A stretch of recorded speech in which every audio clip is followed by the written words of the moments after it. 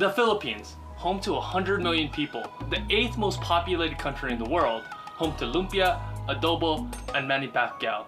Above all the many beautiful things to love in the Philippines, there's one thing that's loved more than anything else: basketball. There isn't anything quite like it. This country is obsessed, no, addicted to basketball. Anywhere you go, any neighborhood, any barangay, you will find a basketball court. Filipinos will play on anything, even if there isn't a wood or cement floor. Filipinos will play on grass, soil, even sand. And everyone plays. Big, small, short, tall, poor, rich. You'll find players wearing shoes, tsinelas, and even bare feet. You see, it doesn't matter who you were before you stepped on the court.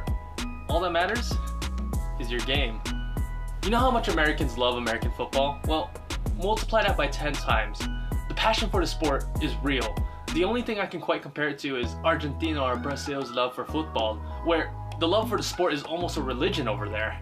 For the sake of numbers, Nike once estimated that 40% of the population of the Philippines plays basketball, and 81% in total are basketball fans. That's approximately 81 million hoopballing fans. This begs the question, why?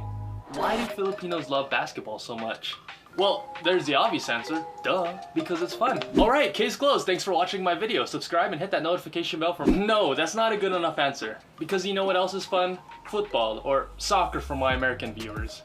The most popular sport in the world, bar none. Football is so popular, an estimated 4 billion people, more than half the world's population, are football fans.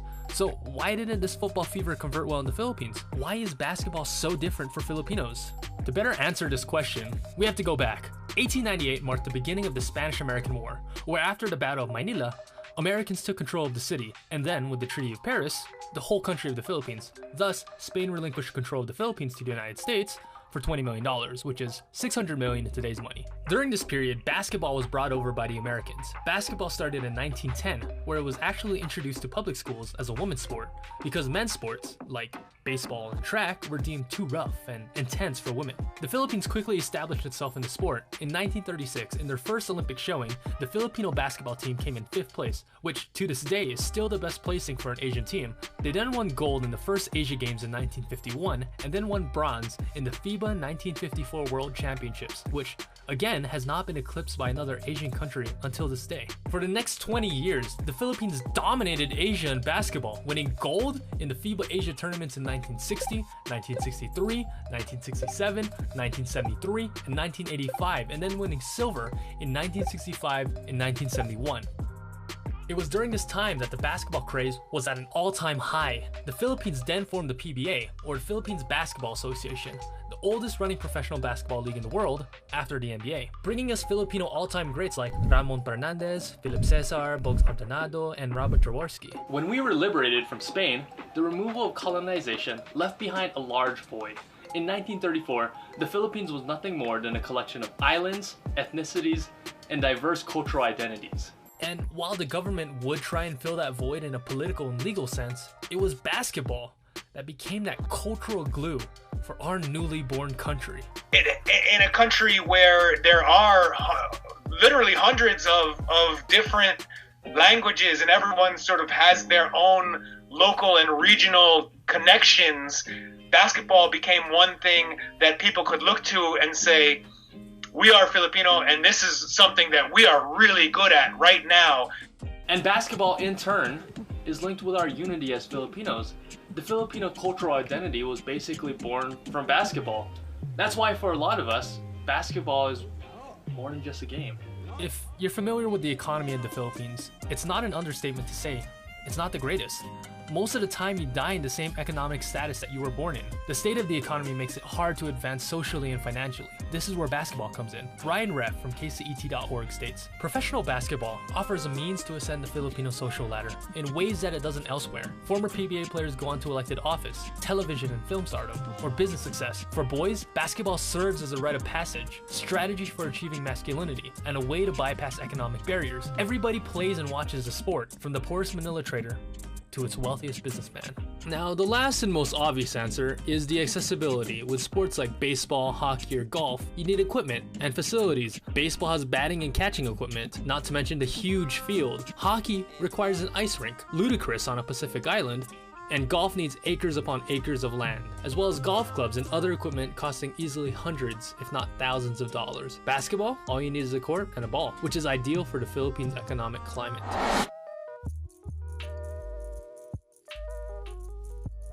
As of today, the Philippines is ranked 31st out of 165 countries. This makes them the third highest ranked Asian country. How did a country that was basically born from basketball and went from dominating the rest of Asia to 31st place? There are many reasons, and the most obvious answer might be the biggest, or in this case, the smallest.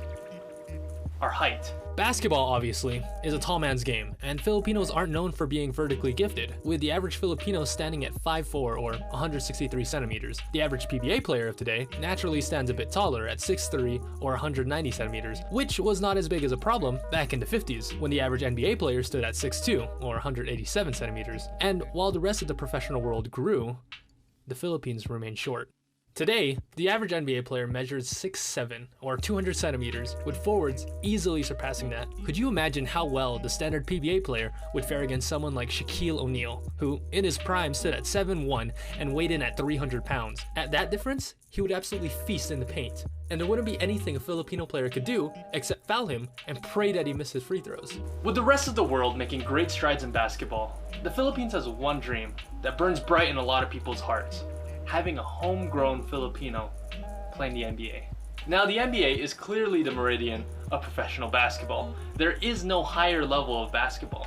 Granted, there have been players with Filipino blood in the NBA. Raymond Townsend became the first Filipino to ever play in the NBA, playing for the Golden State Warriors in 1978. We also have Jordan Clarkson, who started his career on the Lakers and currently plays for the Cavaliers. And as a joke, a lot of Filipinos like to include Nate Robinson, whose great-great-grandfather was Filipino, which comes out to about 6%. That makes him an honorary Filipino, I guess? But we still find ourselves waiting for our own Stefan Troc or Manny Pacquiao to grace the courts of professional American basketball. Will there ever be a native homegrown Filipino NBA player? Many have tried, notably Japeth Aguilar and Bobby Ray Parks Jr. of the PBA. Bobby actually played for the Texas Legends in the NBA G League, but none yet who have made it into the big leagues. I was actually able to speak with Raymond Townsend, the first Filipino basketball player to ever play in the NBA.